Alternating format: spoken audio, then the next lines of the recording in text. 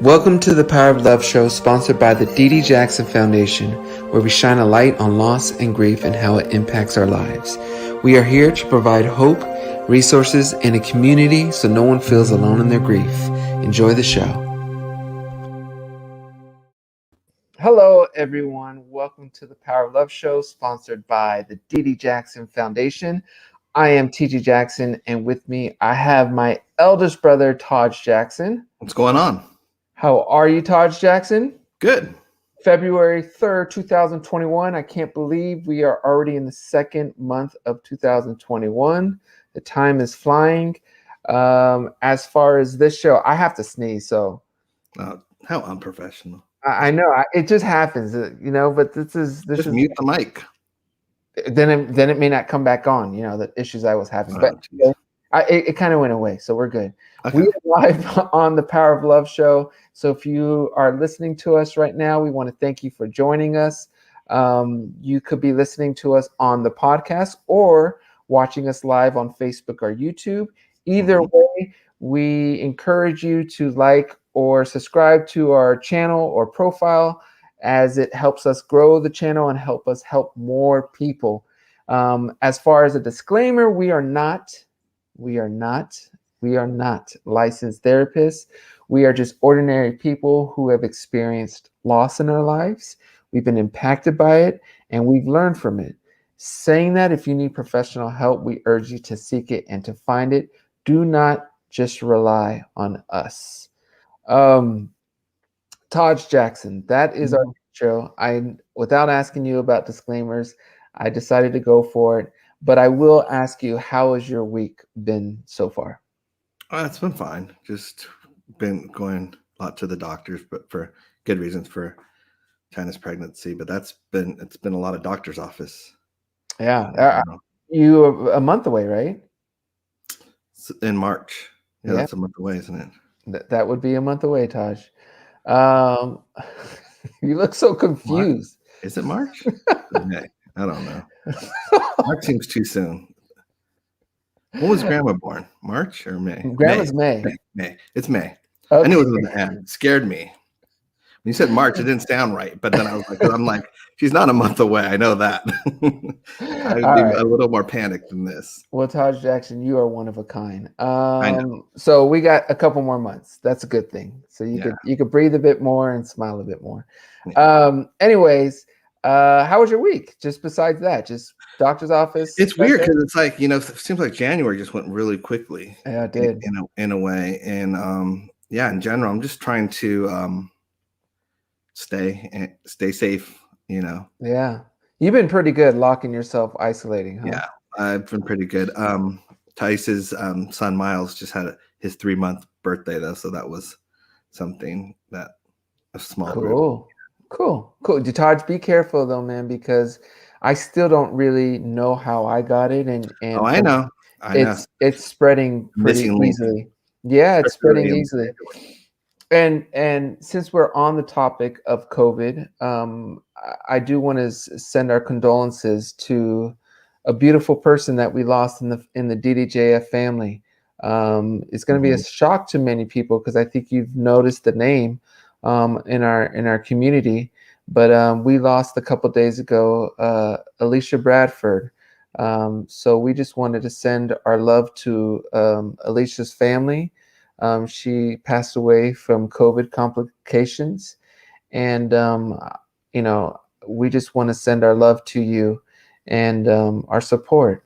Again, Alicia was someone who, especially she was a big 3T fan and was with us with DDJF since day one, and was doing a lot of phone calls and calling in and giving her advice and feedback. And I honestly don't think the show would be the same without her. So if you want to hear a beautiful spirit, you can listen to a lot of our early episodes on the Facebook on our podcast, because Facebook and YouTube are, since we've been doing visual. But in terms of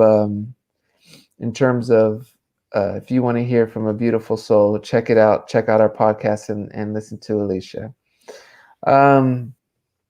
All right, Taj. So it's never easy. We were talking about whether we should start with this or end with this, but we felt starting with it was the Mm-hmm. proper thing. Mm-hmm. That way, we could see some beautiful love and support from the Yeah. community. Yeah. Um, uh, Especially, she was such a huge part of the not only DDJF community but the 3T community. yeah, yeah, She's been there for. So it's something that when you told me, I recognized it right away, the name and everything. I was just it hit me for a little while. yeah. So again, just sending love and support. I mean, it's super hard, and I don't think I've ever met Alicia in person. No, that was one of her, I think. Her goals and I don't dreams. know if we met, but the seeing 3T in concert was one of her. Oh. Yeah, Well, um, it still hits and it still hurts me, and when I found out, it's just never easy, and I guess it's a reminder, to be careful with COVID, but also to enjoy every moment, because we never know when it's our last. So all right. Oh, and Tiffany just said Taj was her favorite. yeah, I think her Twitter was like AI Terriano's girl or something. Oh. So I was like, Well, anyway, I just want to send love to Alicia's family and let them all know we're here supporting them, and we're here for them. Taj, with all that said, nothing exciting happened in my week. I've been busy with getting the family rule stuff together, and but nothing outlandish has been happening. Saying that, we do have Super Bowl Sunday. Is coming up in 4 days, and I want oh to ask wow, you. that's in. Yeah, I want to ask you, um, who do you have to win? This was a trick question, by the way, because Taj doesn't even know who's playing. Probably. I know Let's that start Tom there. Brady is playing, and I kind of want the team that he's playing against to win. Taj, you know what? Because I was never the biggest. How do we get on this topic? But we'll keep it quick. I was Yeah. never the biggest Tom Brady fan, but I'm turning into one, because Really? the guys, you got to respect him. I totally agree, but he did. It's almost like taking Pippen with you for Jordan. Taj, he's on a whole nother team and got to the Super Bowl in his first year at 43 years old. But he also had one of his biggest teammates, partner. Well, is it not true? That's what I said. It's like, it's like Shaq taking quote Kobe or whatever. Taj, the Buccaneers haven't been to the Super Bowl or been relevant in years, and for them to get there, I totally agree. And at one point, neither was okay. Okay, we could just talk about this. Okay, let's get to that's not what they tuned in for. This is not what they tuned in for. But anyway, for anyone who likes to still watch the Super Bowl for all the commercials, even though there's, I guess, not as many, or some of the big hitters have backed out, but the weekend is performing. So the Super Bowl, I believe, starts at 3:30 this Sunday, February 7th. So check it out. Nice. A little plug. And be safe. It's one of the things they say about the Super Bowl parties. Be safe. Be responsible. Well said, Taj. All right, so let's get on to the show. On today's episode, we are honored to welcome Caroline Guntur. Caroline is a certified photo organizer and family historian, and the CEO of the Swedish Organizer LLC. Through her online courses, workshops, and coaching services, she helps clients organize their memories, research their ancestry, and share their stories with the world. She is a Golden Circle member of NAPO, the National Association of Organization and Productivity Professionals, and a professional member of APG, the Association of Professional Genealogists. Today, Caroline is joining us to discuss her work and the importance of preserving photos, memories, and family history. Without much further ado, everyone out there, please let's welcome Miss Caroline Guntur. Caroline. Hi. Hello. How are you? I'm good. How are you? We are doing well, and we want to thank you for joining us today. We were just talking about this, Caroline. I don't think there's been anyone on our DDJF show, quite like you. Yeah. So this is a cool topic for us to explore. So I do have some questions, and Taj, I think, is going to have a couple questions, and so is our community. So let me get to my first question, if that is okay. You are a photo organizer and family historian, and you help people leave a legacy. I first want to ask you, what inspired you to get in this field of work? Yeah. You know, it's usually when you think of family history, it's something that tends to come later in life for a lot of people, right? Yeah, yeah. I actually got interested in family history at a very young age. What's a very young age? Well, okay, maybe not super young, but like 17. I was a teenager. Okay, which I think is kind of young, right? Yeah, because it's normally not something that you think about at that age, you know? But I remember having a family history project in school, and I was trying to make a family tree so I could present it to the class. And I went home and I asked my mom, you know, can you help me fill this out? And she just kind of shrugged and sighed a little bit, kind of like in a disappointing way. And she said, you know, we just didn't talk about it. And I was like, oh, no.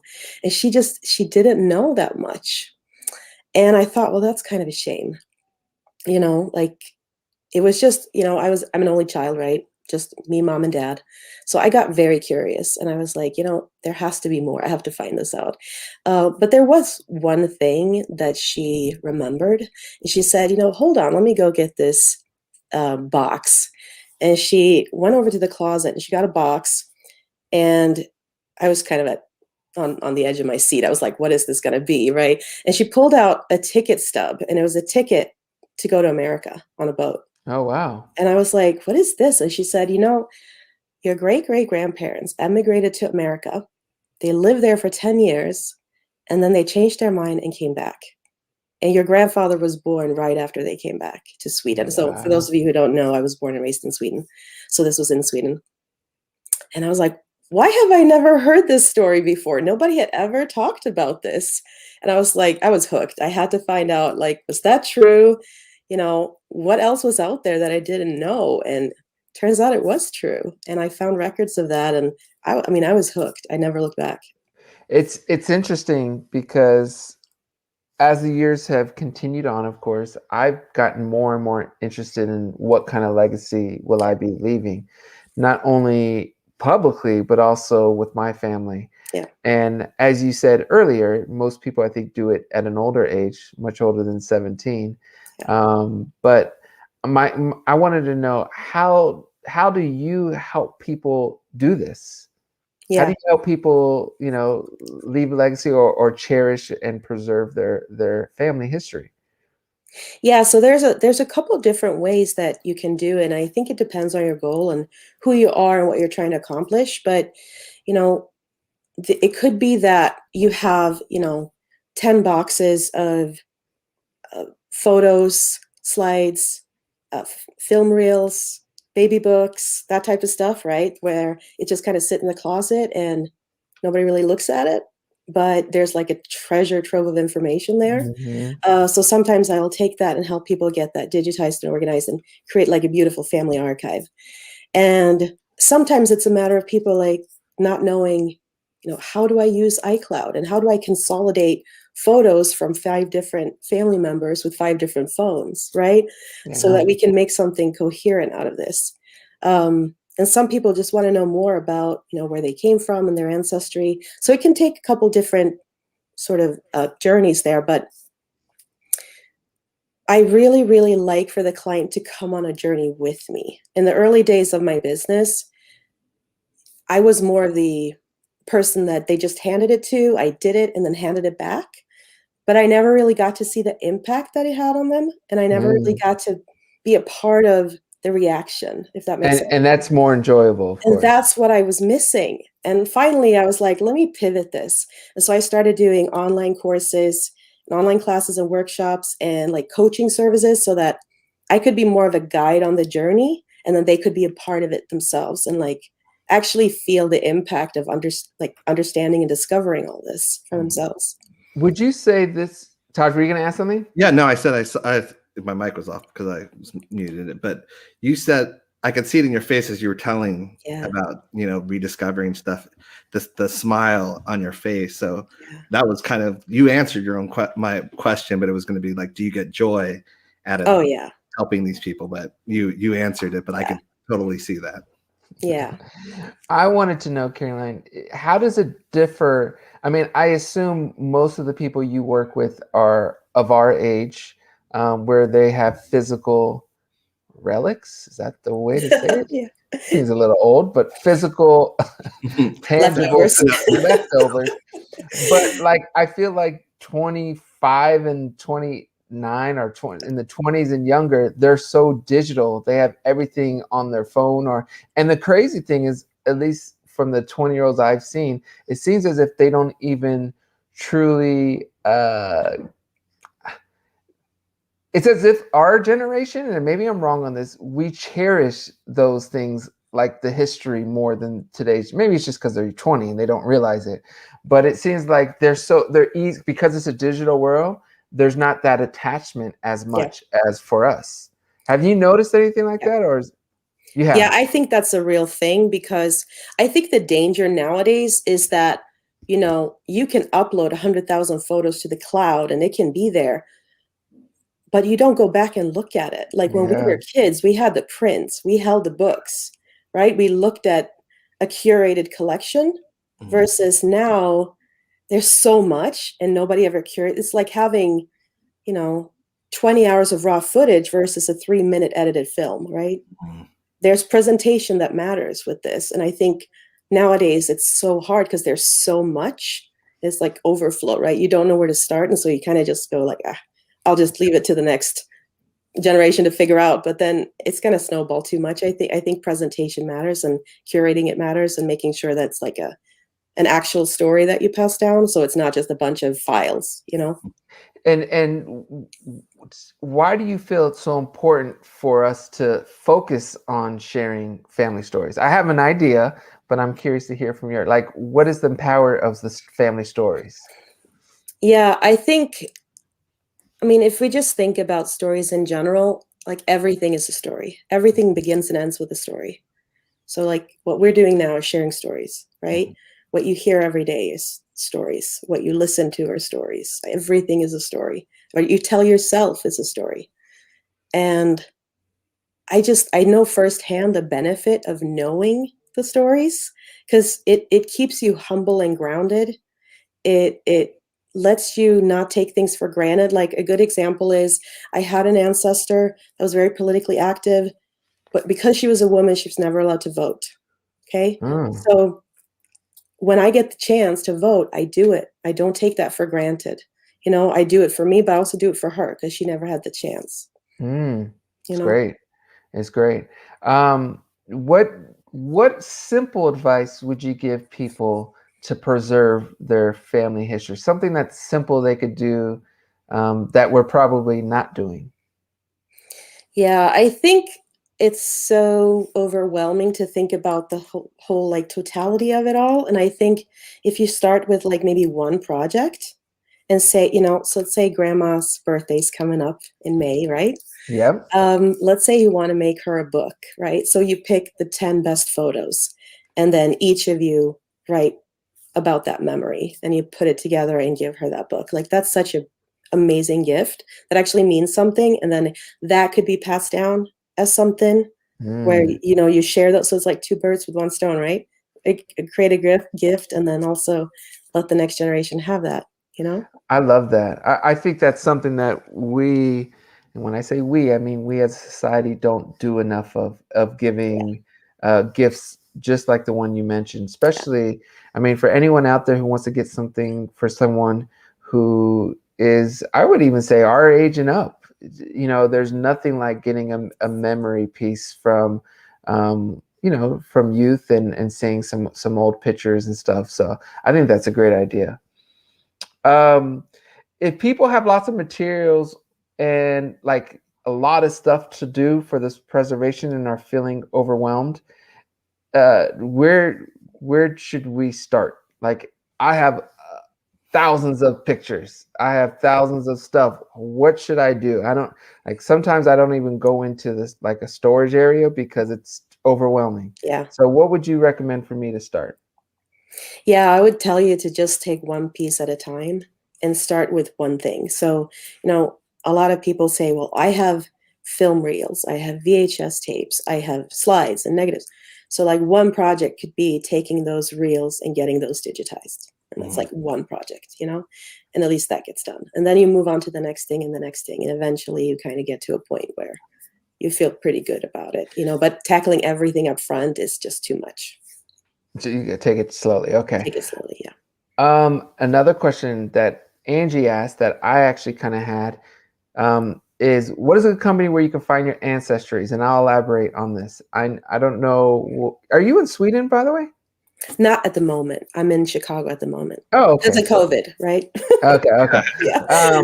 I think it's called 23andMe. 23andMe, yeah. Is that right? Okay, so that's a company that I ordered 2 of those test kits, and I still haven't done them yet. But I plan on doing it soon. But is there any of those companies? I know it's a little different than what you do, but you asking me is better than me. So if you're doing like DNA tests can be a great way to like get started because it naturally will raise a couple of questions that you might have when you get your results. Usually it's not quite what you expect, to be honest.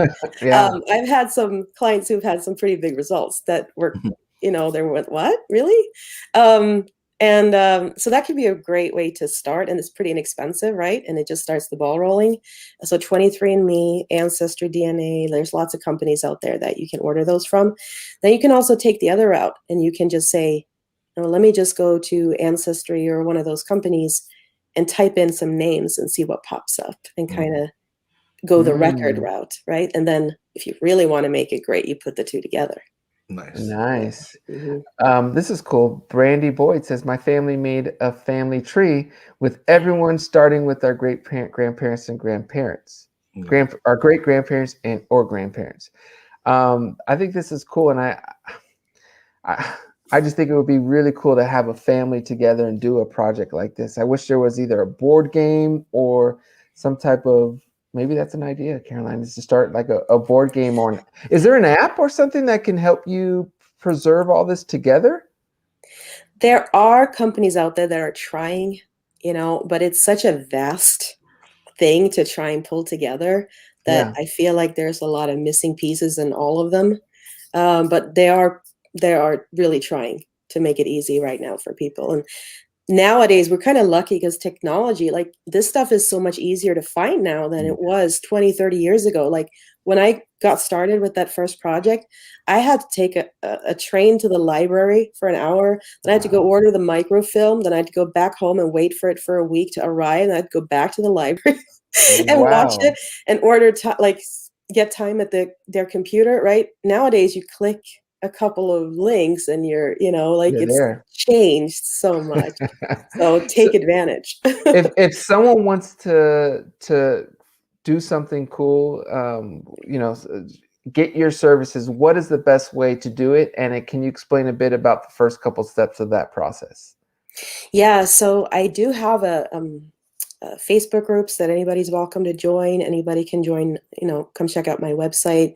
And there's plenty of options there depending on what you're trying to do, but can always tag me or email me and I'm happy to point you in the right direction. And so do you kind of just funnel people to where different services? Is that what you do? I do love when people join the online courses because then they join the community and they get to meet other people that have the same goals. And then I get to coach and I just love that. Gotcha. Todd, did you have a question? Because you look like you were going to say something. No, I wasn't. But... No? Okay. Have you ever been in an experience, Caroline, where you've helped someone find out about their family history and it's went completely wrong or bad or it got... Is the reaction always happiness, or is it sometimes like, oh no, I didn't want that, or I can't? It's a little bit of a Pandora's box sometimes, right? Especially with the DNA testing, because sometimes you will get answers that you didn't expect. Yes. And then sometimes there'll be ancestors that you don't agree with, you know, that did horrible things, that you're like, I can't be on board with this, you know. But I think the important thing is to sort of acknowledge it and not sweep it under the rug, and actually talk about it and learn from it and say, you know what, I'm a better person than he or she was, and this is no longer a part, but it's part of our history, and we have to acknowledge it to be able to process it, right, and move on. You know, so everybody has something. Would that be your advice? Is just to be prepared for to not open have mind and be prepared. Open mind. Yeah. Okay. Yeah, because I'm gonna do. I mean, I think, at least on my father's side, I know what to kind of expect, I think. Yeah. But on my mother's side, I think it's going to be an interesting thing. Is there one that you recommend over another in terms of for the whether it's 24 or 23andMe or Ancestry.com? They're all really good and comparable, and they all have different tools depending on what you're trying to figure out. Like, for an example is, like, if I'm trying to help a client find, and you know, any like living relatives or cousins, let's say in Europe, then I'll order a kit from one of the European companies, because that's the database that they're going to be matching, right? So if you order from like an American company, they're going to have mostly Americans in the database. So at this point, it's more about trying to figure out what is the better fit for the results that you want to get. But you know, I've done all of them because I wanted to see what popped up where. So, you know, you can. And are they, I mean, did all the information pretty much align? It did for the most part. Yeah. For the most part. They're pretty good. Yeah. They're pretty accurate now. They're down to the county level on some of them, you know. Down to the county. Wow. Of where my ancestry is from. Wow. Mm-hmm. How do they do that? Yeah, they take sample sizes and figure it all out, do their magic. That's incredible. That's beyond me. That really is incredible. Let's see. There's a question from Maya. When people lose their loved ones, what is a better way to make them feel better and not lost from their character? Do you want to try to answer this, Caroline or Taj? Yeah, I can try. I mean, yeah. Like, I feel like society, like when we lose somebody, society kind of tells us to move on and move forward, and like, you know, time heals all wounds, this and that, right? I have found that, for me at least, when I've had loss, like going back to the happy memories and actually going back instead has been very helpful. And not rushing that process of trying to, like, and it helped me stay more connected, I think, anytime I lost somebody. Yeah. That, you know, reliving the good memories and focusing on that. Yeah. Yeah. I was going to say, yeah, because I think people fear that you're going to remember the bad memories or that you're going to be in pain. But in reality, I was the same way. I was always reminiscing, and I actually soaked in that, you know, memory in a way. And I think that for me also, doing something in honor of them, always, you know, telling the friend, hey, honor your whoever it is, you know, your loved one that you've lost, or in that way. And by honoring them, it gives you purpose in a way to do something. Yeah. And I think it also connects you in a similar way that nature, you feel a sense of connection with nature. I think, you know, looking back and seeing your heritage and your ancestry can make you feel more connected in a difficult time. So I think that's all great stuff. Catherine has a really cool quote too, or a comment. I found it so important to talk about the history of things like family heirlooms. Am I saying? Yeah. Okay. I know. I'm sorry. When you're live and there's people watching, the stress is like the question. All right, jewelry, etc. Taj, don't you laugh. Who owned it? What was the occasion it was gifted for, etc. I think this is very cool, and I think it's a great way to connect with the elder family members, is to ask questions and ask about their prized possessions. I think you'll learn a lot about them as well as the time period where they're from, and I think it will be a great bonding experience. So I think it's a great thing to do. Let's see. We have a couple more questions. I have favorite phones of my late from Carol. How are you, Carol? I have favorite phones of my late grandparents and put it in a frame in my living room. That's cool. I took a picture of my late parents, late aunt, and late uncle, and hang them. My parents turned out so good. I enjoyed it a lot. It's beautiful. So, Caroline, Yes. two more. I'm going to ask you two more questions, and then you know how this ends. Yeah, I got. You know, you're going to be put on the spot for a minute. But what is something I wanted to say? What would you tell a teen right now in terms of family preservation and history? What would you tell a teen or a child in terms of trying to get them on board? Yeah, I think that kids actually enjoy hearing stories about their families.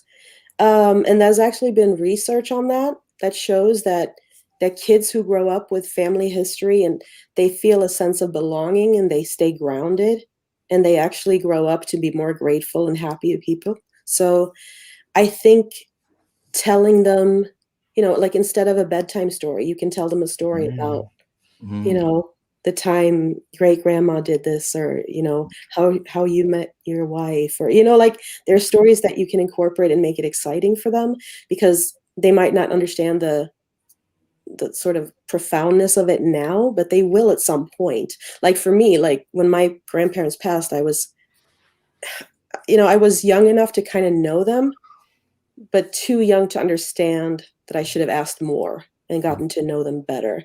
Like, and I wish I could go back and actually ask them the things that I'm wondering about now. So I think the more you sort of infuse that at a young age, I think it's better, as much as possible. I agree. I just, again, I think it's something that we as a society, I wish we did better and put in the forefront, because I think it's not only cool, it's very healthy in many different ways for us to feel that connection to our past. Denise has a really cool comment where she says, my aunt wrote dates and names on the back of the photos.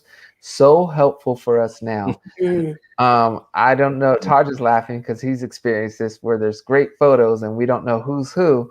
Yeah. So if you find yourself in that position, I would recommend maybe finding a parent or an older family member that can maybe give you some dates and names, because I think that's an important piece, obviously. Yeah. Great advice. Okay, and then we'll end with this one. TJ Jackson, Germany 5 says, Caroline, how did you get into doing that? What's inspired you? Yeah, I think it's a good question. And I think I just saw the benefits for myself, and I realized how connected I am to history. Like in school, they teach you history, but they teach it from the outside. Like you're an observer, like it's something that happened and you had no part of it, right? But that's not true. That's like great. You're so part of history, you just might not know it, right? I have some major historical events that led to my life, and if that didn't happen, like I wouldn't be here. Like had I known that when I learned that in school, that would have been huge. I would have been so much more interested. So I think we got to turn it around and like teach it from the inside. You know what I mean? I think that's brilliant. One of perhaps the only history project I remember was when I had to do something on my grandfather, and I learned more about him than I had since then, and from him being from Arkansas and all that stuff. So I think that's so true, and I think that's a very cool way you said it, where you're learning history from internally and then go out. I think that's brilliant. Okay, we have one more question from Caitlin. She wants to know, what has been the most rewarding part of this work for you?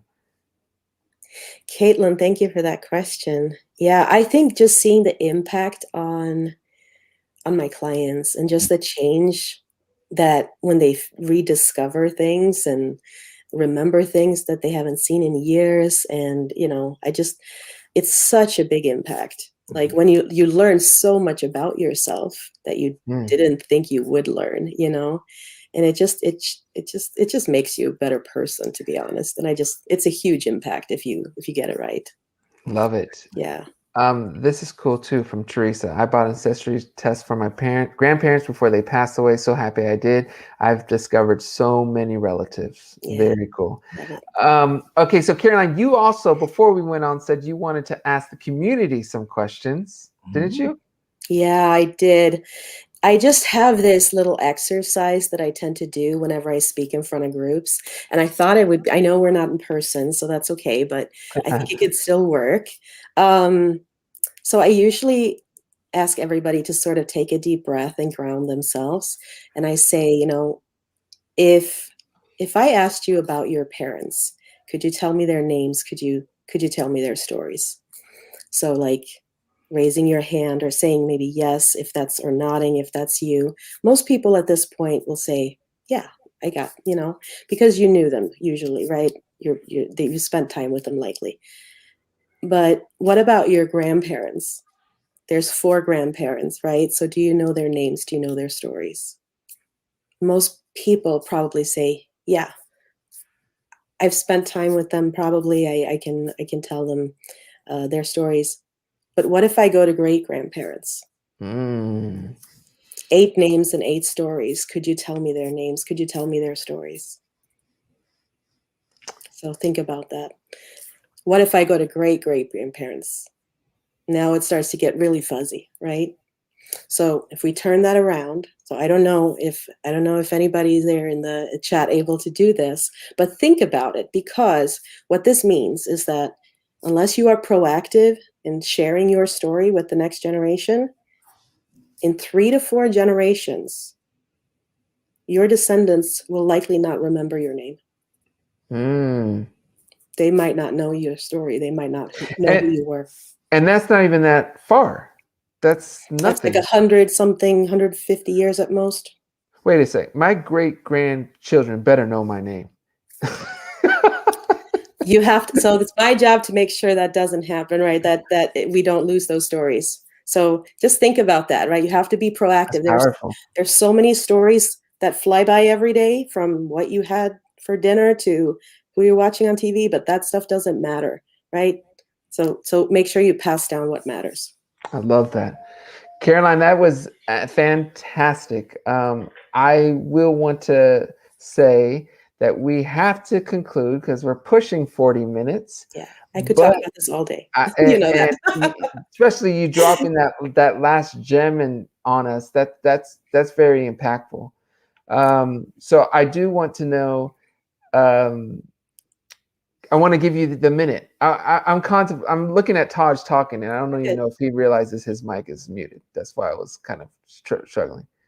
See, he's talking to no one. But anyway, I want to give you that minute to talk about whatever you want, Caroline.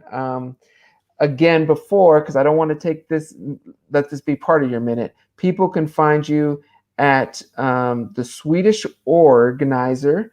That's on Instagram and Facebook. And then also you have 2 websites. You have organizingphotos.net and you have searchingscandinavia.com. Yeah. So there it is. 1 minute, Miss Caroline, to talk about whatever you want. Yeah, and I don't know if I need the whole minute, but I'll try. First, I just want to say thank you for highlighting this topic and letting me come on and talk, because it's just my mission is so closely aligned with what you do, and you all know that I love DDJF and support you guys whenever I can. So thank you so much for having me on. I appreciate it. That's number 1. And number 2, I just want to say to anybody listening that, if you've ever felt like small or like you're not connected, you are. You just need to figure it out. Like, you just need to connect to the stories, and it'll all sort of unfold. And just be curious, ask some questions, and you don't have to document everything that ever happened. Pick a few stories and tell those, the ones that matter, the ones that are important. And like, that's more than enough, because I would rather look at 50 great photos that have the stories, that have the names and the dates, than like 100,000 photos with no stories. That doesn't mean anything to me, So just do what you can and just be proactive. That's my message. Well, Caroline, that was a beautiful message, and you've inspired me to dig in more and to learn more about my family history. So I want to thank you for that. You brought so much information to our community. So thank you. Yeah. Taj Jackson, is there anything else you want to say before I officially close it? No, just I love everything that you've been talking about in general, especially the great grandparents aspect. Yeah. Like I didn't even think about that in that way, but it is true. I was doing the exercise as you were talking, I was like going back and I'm like thinking at some point it's nobody's fault. It's just that it's so easy for the stories to fade, so we just have to keep talking about them. Do you think real quick, with what's going on in social media and that stuff, it will preserve it longer? What's your opinion on that? Yeah, I don't know, actually. I just think the danger is that it becomes just too overwhelming and too much and nobody will look at it again. I think that's the danger of it. Like we're so immersed in it now that it doesn't mean as much as when we were kids, because you remember when you got the prints, right? From Walgreens or whatever, like, like that was the big deal to see how the photos turned out. And now you're like, you click, and it doesn't have that same resonance, Same weight. Yeah. Well, Caroline, thank you again for joining and kicking all that knowledge. To everyone else, we want to thank you guys for joining us today and learning about the importance of preserving your family history, understanding your family history. And that's it. We will be back next Wednesday at 1 p.m. Same time, same channel, same places. We want to wish you all a beautiful rest of your week. And again, we want to send love to the Bradford family on behalf of all of us here at DDJF. Until next time, we will see you guys next week. Take care.